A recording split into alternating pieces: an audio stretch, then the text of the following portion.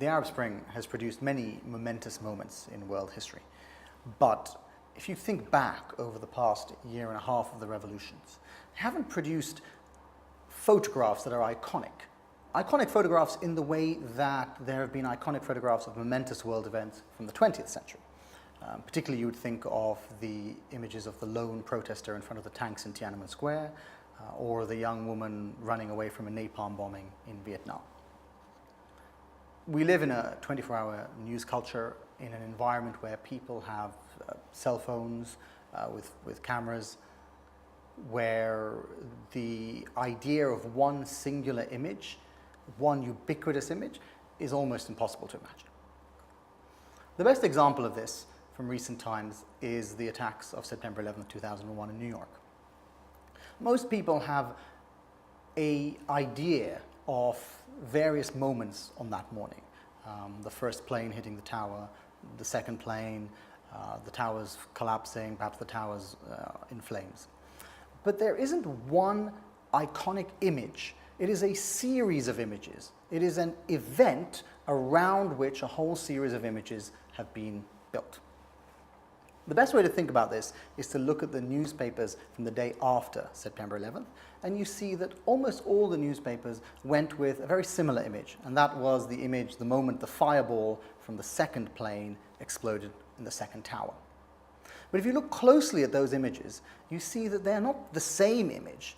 They are merely the same fragments, but taken from different angles, taken from different buildings. So it tells you that the way we understand images today is not of a singular moment in time, but of a series of moments taken around the actual event. That's also the case with the Arab Spring. If you think back over the revolutions in Tunisia and Egypt and Libya and Yemen, you don't find that there is one image that reminds us of that time. It is more a series of images and images around a particular event. So in Egypt, the most famous one would of course be Tahrir Square, full of these crowds calling for Mubarak to go. But there isn't one image of Tahrir, it's a series of different images, different angles, but all of the same events, of this mass gathering of people calling for this dictator to go. Even in Libya, if you think of the months of fighting, there isn't one image that stands out. Perhaps because it went viral, there's that rather amusing image of a brave man playing the guitar while around him the rebels are fighting Gaddafi's troops. And you could think perhaps of the final image of Gaddafi captured on a grainy mobile phone just moments after he was killed.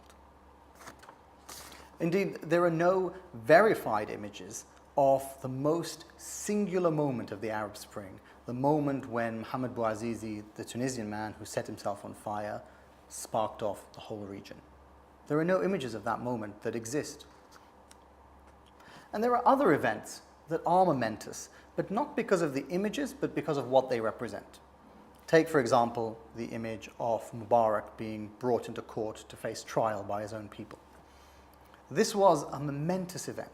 Someone who has lived in Egypt and spent a lot of time in the Middle East and seen the effect of the repression of these dictatorships, the idea that here was the leader of the Arab world's largest country, toppled by his own people and then tried by his own people, was absolutely momentous and very moving.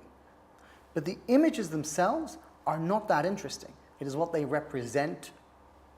The lack of a single defining image of the Arab Spring tells you a lot about how we consume media in this new world.